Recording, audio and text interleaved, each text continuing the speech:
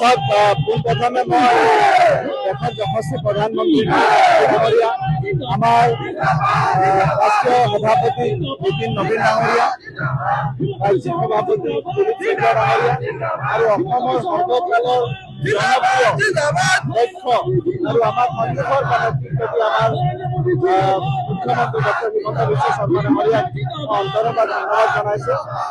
তেওঁলোকে মোৰ প্ৰতি পূৰ্ণ আস্থা আৰু বিশ্বাস ৰাখি দলৰ নেতৃত্ব দ্বিতীয়বাৰৰ বাবে প্ৰদান কৰিছে, গতিকে তেখেতসকলক মই কৃতজ্ঞতা জনাইছো।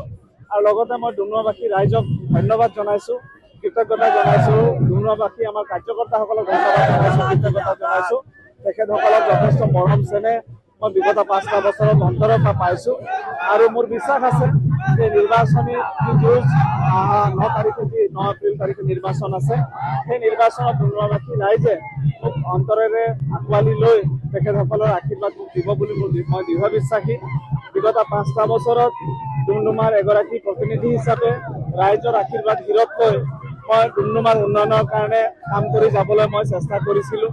কিমান সফল হৈছোঁ বিফল হৈছোঁ তাৰ বিচাৰ ৰাইজে কৰিব আৰু আগন্তুক সময়ত মই ডুমডুমাৰ কাৰণে যথেষ্ট সপোন যথেষ্ট আশালৈ আগবাঢ়িব খুজিছোঁ, কাৰণ মই ডুমডুমাৰ সন্তান আৰু ডুমডুমাৰ উন্নতিয়ে মোৰ প্ৰাথমিক লক্ষ্য আৰু সেই লক্ষ্য আমি ইতিমধ্যে স্থিৰ কৰি বিগত 5টা বছৰ কাম কৰি যাবলৈ যত্ন কৰিছোঁ।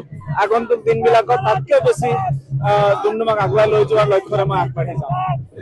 এই নেৰানেপেৰা বৰষুণৰ মাজতো বহুত ৰাইজে ইয়াত সমবেত হৈ আছে, ৰাইজক আপুনি কি ক'ব?